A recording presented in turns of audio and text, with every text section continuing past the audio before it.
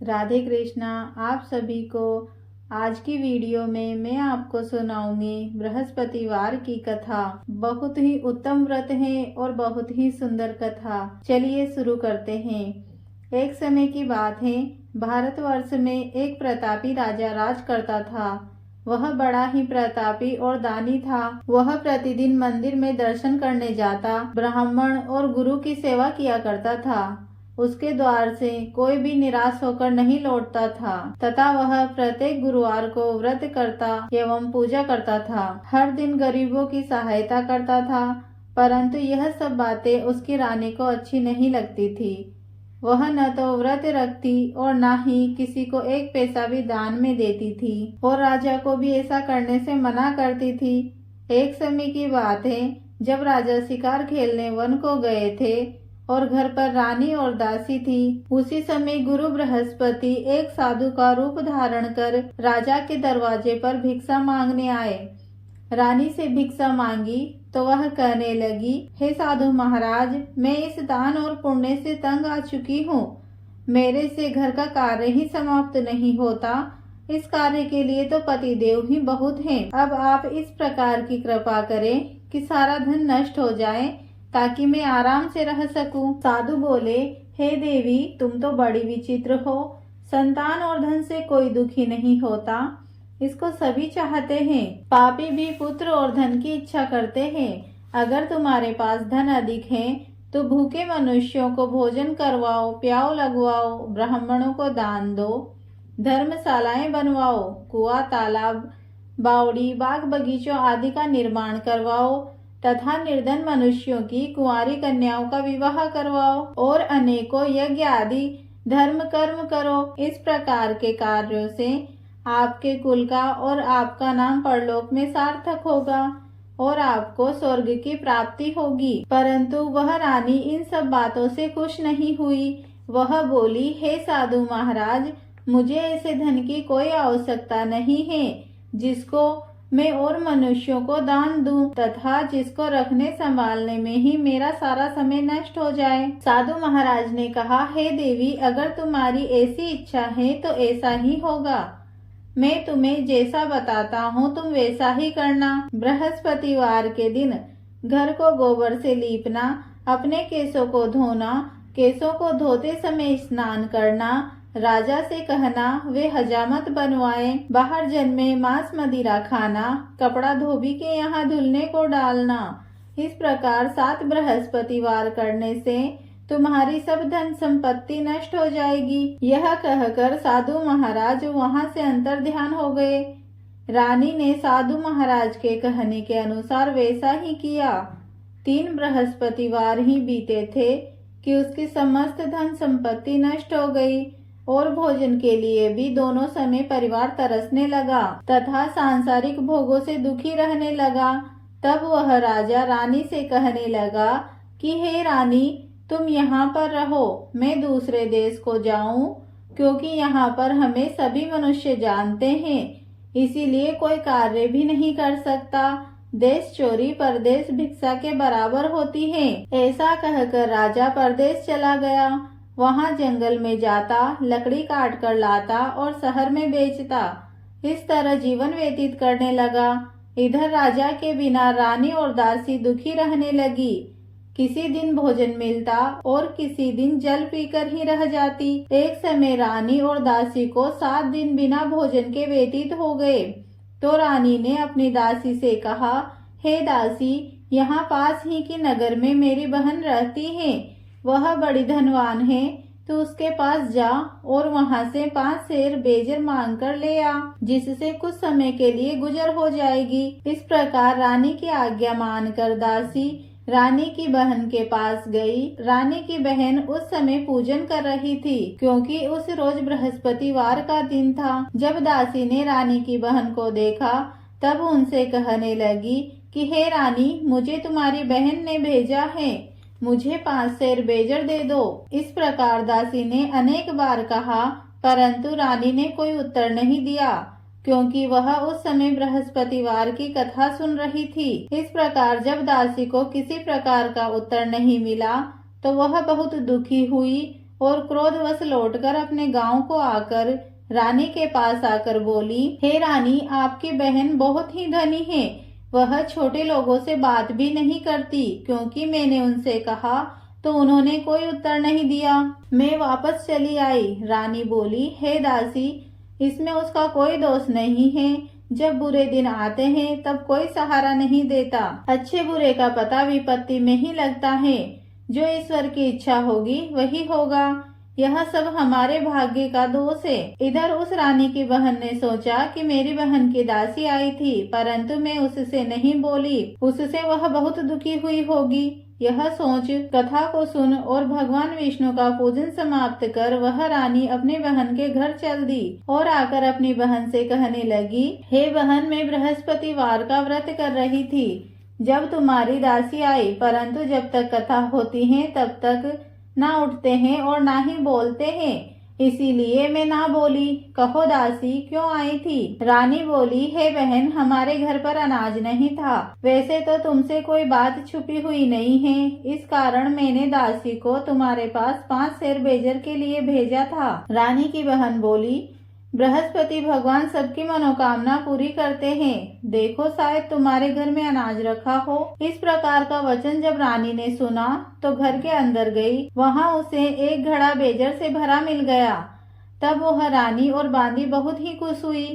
दासी कहने लगी, हे रानी, देखो, वैसे ही हमको भोजन नहीं मिलता तो हम रोज ही व्रत किया करते हैं। अगर इनसे व्रत की विधि और कथा पूछ लो तो हम भी व्रत किया करेंगे।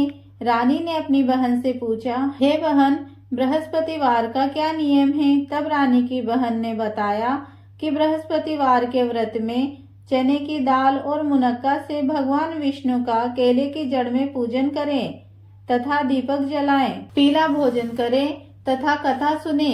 इस प्रकार करने से गुरु भगवान प्रसन्न होते हैं, अन्न पुत्र धन देते हैं, मनोकामना पूरी करते हैं। इस प्रकार रानी और दासी दोनों ने निश्चय किया कि दोनों बृहस्पति भगवान का पूजन करेंगे। 7 रोज बाद बृहस्पतिवार आया तो उन्होंने व्रत रखा।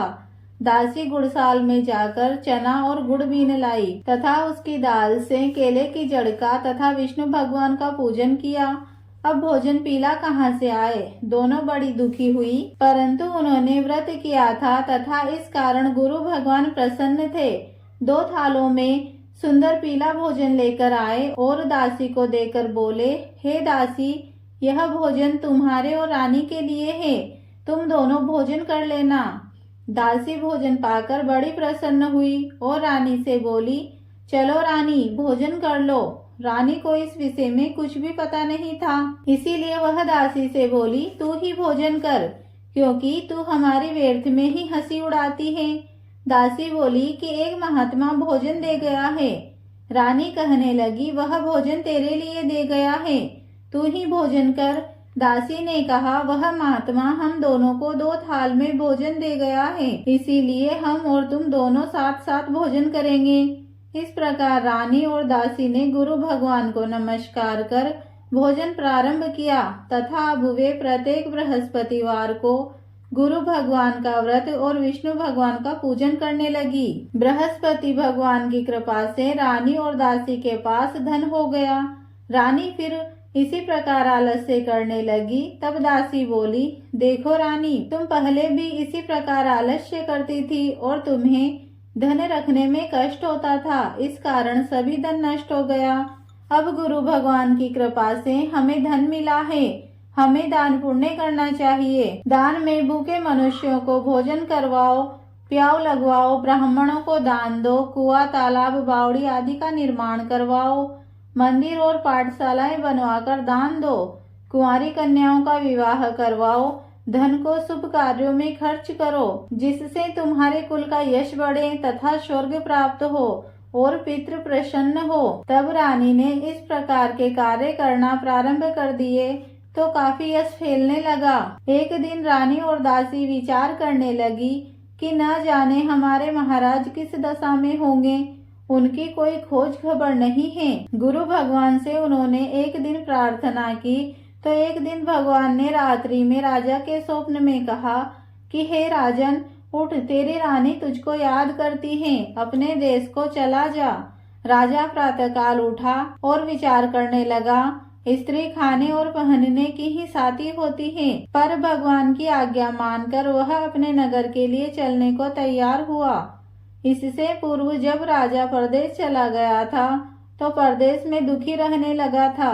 प्रतिदिन जंगल में से लकड़ी बीन कर लाता और उन्हें शहर में बेचकर अपने दुखी जीवन को बड़ी कठिनता से व्यतीत करता था। एक दिन राजा दुखी होकर अपनी पुरानी बातों को याद करके रोने लगा। तब उस जंगल में बृहस्पति देव एक साधु का रूप धारण करके आए और राजा के पास आकर बोले, हे लकड़हारे, तुम इस सुनसान जंगल में किस चिंता में बैठे हो, मुझको बतलाओ। यह सुनकर राजा के नेत्रों में जल भर आया और साधु की वंदना कर बोला, हे प्रभु, आप सब कुछ जानने वाले हो। इतना कहकर साधु को अपनी सारी कहानी सुना दी। महात्मा दयालु होते हैं। वे राजा से बोले, हे राजन, तुम्हारी स्त्री ने बृहस्पति देव का अपमान किया था, जिस कारण तुम्हारी यह दशा हुई है। अब तुम किसी प्रकार की चिंता मत करो, भगवान तुम्हें पहले से अधिक धन देगा। देखो, तुम्हारी स्त्री ने बृहस्पतिवार का व्रत करना प्रारंभ कर दिया है और तुम मेरा कहना मानकर बृहस्पतिवार का व्रत करके चने की दाल और गुड़ को जल के लोटे में डालकर केले का पूजन करो। फिर कथा कहो और सुनो, भगवान तुम्हारी सारी मनोकामनाओं को पूरा करेंगे। साधु को प्रसन्न देखकर राजा बोला, हे प्रभु, मुझे लकड़ी बेचकर इतना पैसा नहीं मिलता जिससे मैं भोजन करने के उपरांत कुछ बचा सकूं। मैंने रात्रि में अपनी रानी को व्याकुल देखा है। मेरे पास कुछ भी नहीं है जिससे मैं उसकी खोज खबर मंगा सकूं, और फिर मैं बृहस्पति देव की कौन सी कथा कहूँ, यह भी मुझको मालूम नहीं है। साधु ने कहा, हे राजन, तुम किसी बात की चिंता मत करो। बृहस्पतिवार के दिन रोजाना की तरह लकड़ियां लेकर शहर को जाना। तुमको रोज से दुगना धन प्राप्त होगा, जिससे तुम भली भांति भोजन कर लोगे तथा बृहस्पति देव की पूजा का सामान भी आ जाएगा। बृहस्पति देव की कहानी इस प्रकार है। प्राचीन काल में एक ब्राह्मण था। वह बहुत ही निर्धन था। उसके कोई संतान नहीं थी। वह नित्य पूजा पाठ करता, परंतु उसकी स्त्री बहुत मलिनता के साथ रहती थी। वह न तो स्नान करती, न ही किसी देवता की पूजा करती। प्रातः काल उठते ही भोजन करती, बाद में कोई अन्य कार्य करती। इससे ब्राह्मण देवता बहुत दुखी थे। बेचारे बहुत कुछ कहते थे, किंतु उसका कोई परिणाम न निकलता। भगवान की कृपा से ब्राह्मण की स्त्री के कन्या रूपी रत्न पैदा हुई और वह कन्या अपने पिता के घर में बड़ी होने लगी। वह बालिका प्रातः स्नान करके विष्णु भगवान का जाप करने लगी, बृहस्पतिवार का व्रत करने लगी। अपने पूजा पाठ को समाप्त करके स्कूल जाती तो अपनी मुट्ठी में जौ भर कर ले जाती और पाठशाला जाने के मार्ग में डालती जाती। वह जो स्वर्ण के हो जाते तो लौटते समय उनको बीन कर घर ले आती थी। एक दिन वह बालिका सूप में सोने के जौ को फटक कर साफ कर रही थी तो उसकी माँ ने देख लिया और कहा, हे बेटी, सोने के जौ को फटकने के लिए सोने का सूप होना चाहिए। दूसरे दिन बृहस्पतिवार था। इस कन्या ने व्रत रखा और बृहस्पति देव से प्रार्थना की कि हे प्रभु, यदि मैंने आपकी पूजा सच्चे मन से की हो तो मेरे लिए सोने का सूप दे दो। बृहस्पति देव ने उसकी प्रार्थना स्वीकार कर ली। रोजाना की तरह वह कन्या जौ फैलाती हुई स्कूल को गई और जब लौटकर जौ बीन रही थी तो बृहस्पति देव की कृपा से रास्ते में सोने का सूप मिला। उसे वह ले आई और उससे जौ साफ करने लगी, परंतु उसकी माँ का वही हाल रहा। एक दिन की बात है कि वह कन्या सोने के सूप में जौ साफ कर रही थी। उसी समय उस शहर का राजपुत्र वहां से होकर निकला। इस कन्या के रूप और कार्य को देखकर मोहित हो गया और अपने घर जाकर भोजन तथा जल त्याग कर उदास होकर लेट गया। राजा को इस बात का पता लगा तो अपने मंत्रियों के साथ अपने पुत्र के पास गए और बोले, हे पुत्र, तुम्हें किस बात का कष्ट है? क्या किसी ने तुम्हारा अपमान किया है या फिर कोई और कारण है? सो जो है वह कहो, मैं वही कार्य करूँगा जिससे तुम्हें प्रसन्नता हो। राजकुमार ने अपने पिता की बातें सुनी तो वह अपने पिता से बोला, हे पिताजी, आपकी कृपा से मुझे किसी प्रकार का दुख नहीं है और ना ही किसी ने मेरा अपमान किया है, परंतु मैं उस लड़की के साथ विवाह करना चाहता हूँ जो सोने के सूप में जौ साफ कर रही थी। यह सुनकर राजा आश्चर्य में पड़ गया और बोला, हे पुत्र, इस तरह की कन्या का पता तुम ही लगाओ, मैं उसके साथ तुम्हारा विवाह अवश्य करवा दूंगा। राजकुमार ने अपने पिता के वचन सुनने के पश्चात उस लड़की के घर का पता बतलाया। राजकुमार के बताए पते के अनुसार मंत्री उस लड़की के घर गए और ब्राह्मण कन्या का विवाह राजकुमार के साथ संपन्न हुआ। कन्या के घर से जाते ही पहले की भांति ब्राह्मण देवता के घर में गरीबी का निवास हो गया। अब भोजन के लिए भी अन्न बड़ी मुश्किल से मिलता था। एक दिन ब्राह्मण देवता दुखी होकर अपनी पुत्री के पास गए। बेटी ने पिता की दुखी हालत को देखकर अपनी माँ का समाचार पूछा। तब ब्राह्मण ने सभी हाल कह सुनाया। कन्या ने बहुत सा धन देकर अपने पिता को विदा किया। इस तरह ब्राह्मण का कुछ समय सुख पूर्वक व्यतीत हुआ। कुछ दिन बाद फिर वही हाल हो गया। ब्राह्मण फिर अपनी कन्या के पास गया और सभी हाल कह डाला। तो लड़की बोली, हे पिताजी, आप माताजी को यहाँ ले आइए, मैं उन्हें ये विधि बता दूंगी जिससे आपकी गरीबी दूर हो जाए। वह ब्राह्मण अपनी पत्नी को साथ लेकर बेटी के घर पहुंचा तो पुत्री अपनी माँ को समझाने लगी, हे माँ, तुम प्रातः काल उठकर प्रथम स्नान आदि करके विष्णु भगवान का पूजन करो, सब दरिद्रता दूर हो जाएगी। परंतु उसकी माँ ने उसकी एक भी बात नहीं मानी और प्रातः काल उठकर अपनी पुत्री और बच्चों की झूठन को खा लिया करती थी। एक दिन उसकी पुत्री को बहुत क्रोध आया और रात को कोठरी से सारा सामान निकाल दिया और उसमें उसकी माँ को बंद कर दिया। प्रातः काल उठकर उसमें से माँ को निकाला तथा स्नान आदि कराकर पूजा पाठ करवाया तो उसकी माँ की बुद्धि ठीक हो गई और फिर प्रत्येक बृहस्पतिवार का व्रत करने लगी। इस व्रत के प्रभाव से उसकी माँ बहुत धनवान हो गई तथा पुत्रवती हो गई और बृहस्पति देव जी की कृपा से स्वर्ग को प्राप्त हुई तथा वह ब्राह्मण भी सुख पूर्वक इस लोक से सुख भोग कर स्वर्ग को प्राप्त हुए। इस प्रकार कहानी सुनाकर साधु देवता वहां से लोप हो गए। धीरे धीरे समय व्यतीत होने पर फिर बृहस्पतिवार का दिन आया तो राजा जंगल से लकड़ी काटकर किसी शहर में बेचने गया।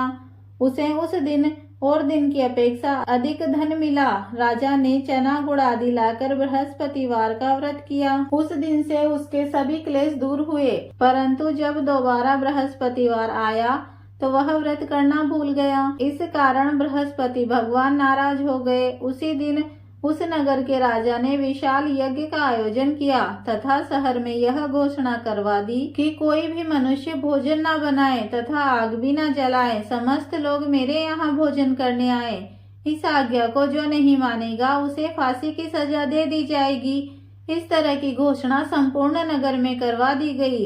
राजा की आज्ञा अनुसार नगर के सभी लोग भोजन करने गए, लेकिन लकड़हारा कुछ देर से पहुंचा, इसीलिए राजा उसको अपने साथ घर ले गए और ले जाकर भोजन करा रहे थे तो रानी की दृष्टि उस खूंटी पर पड़ी जिस पर उसने अपना हार लटका रखा था। वह वहां पर दिखाई नहीं दिया तो रानी ने हार की चोरी के अपराध में लकड़हारे को सिपाही बुलाकर जेल खाने में डलवा दिया। जब राजा जेल खाने में गया तो बहुत दुखी होकर विचार करने लगा कि न जाने कौन से पूर्व जन्म के कर्म हैं जिसके कारण मुझे ऐसा दुख प्राप्त हुआ है।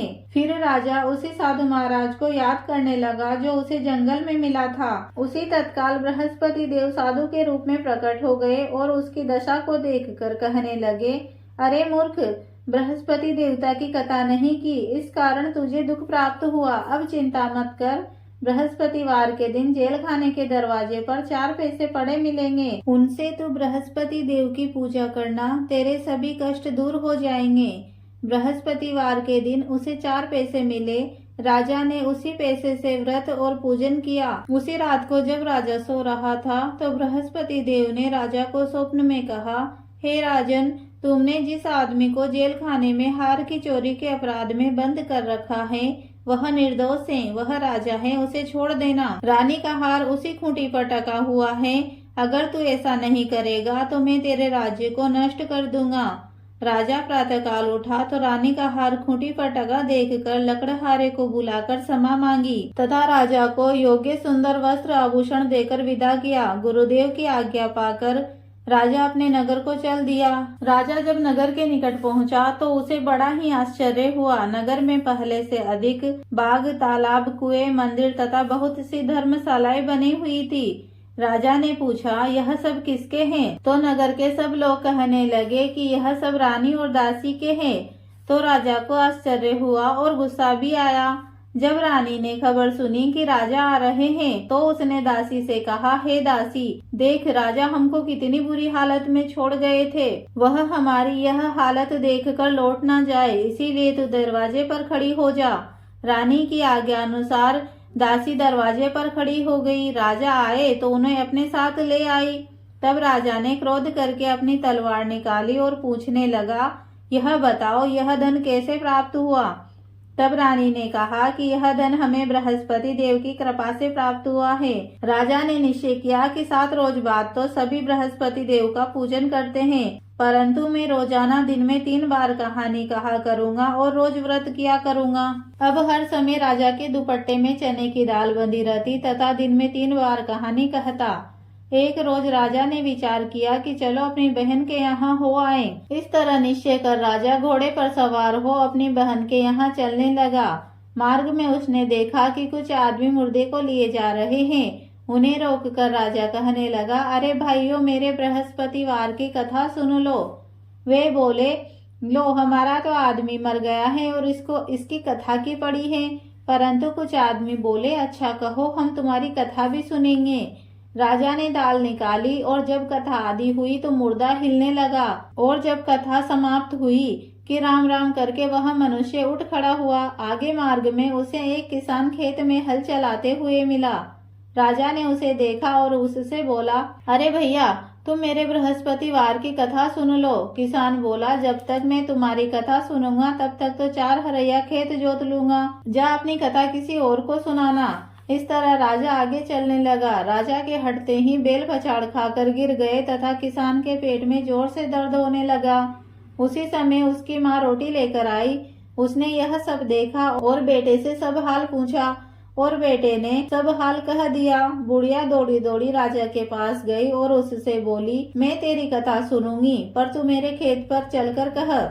राजा ने बुढ़िया के खेत पर जाकर कथा कही, जिसके सुनते ही वह बैल खड़े हो गए और किसान के पेट का दर्द भी ठीक हो गया। राजा अपनी बहन के घर पहुंचा। बहन ने भाई की खूब मेहमानी की।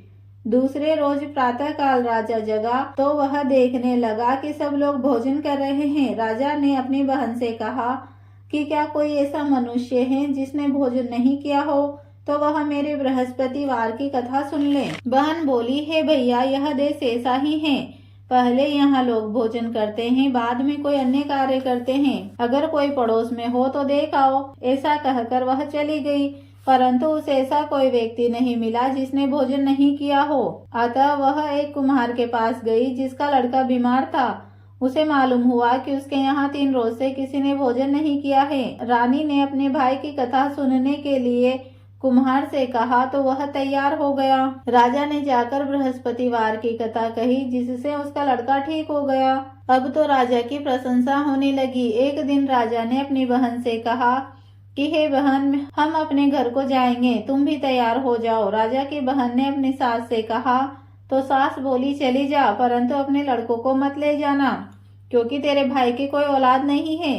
बहन ने अपने भाई से कहा, भैया मैं तो चलूंगी, पर कोई बालक नहीं जाएगा।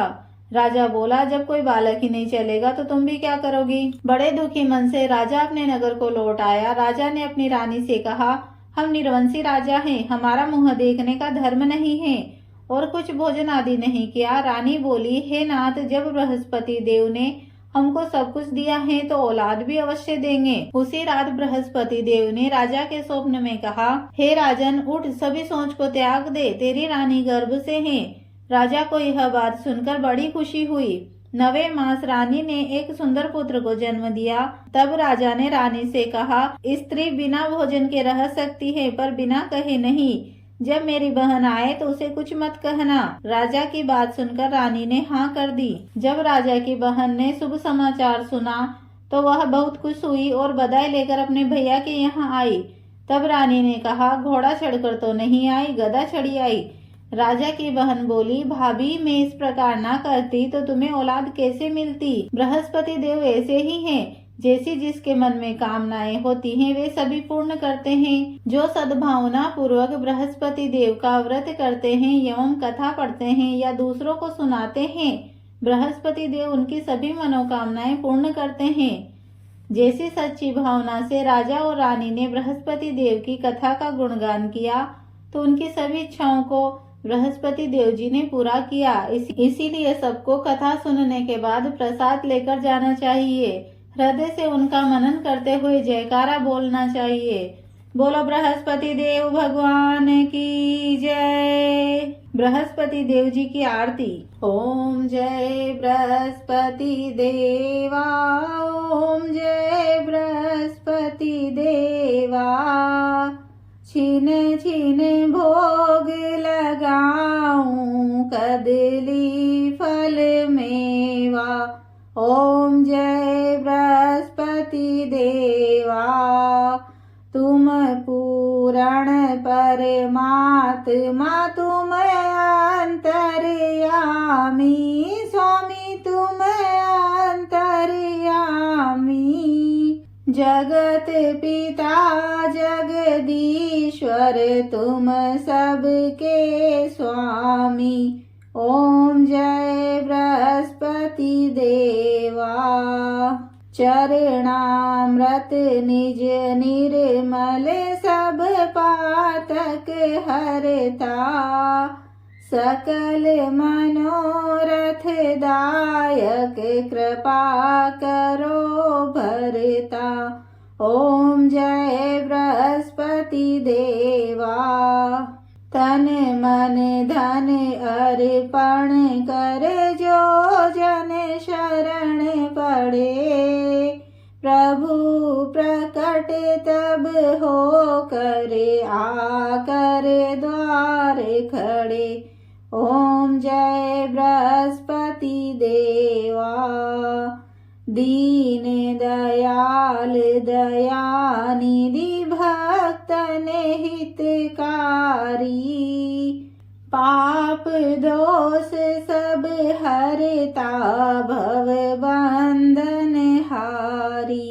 ओम जय बृहस्पति देवा। सकल मनोरथ दायक, सब संशय हारी। विषय विकार मिटाओ, संतन सुखकारी। ओम जय बृहस्पति देवा।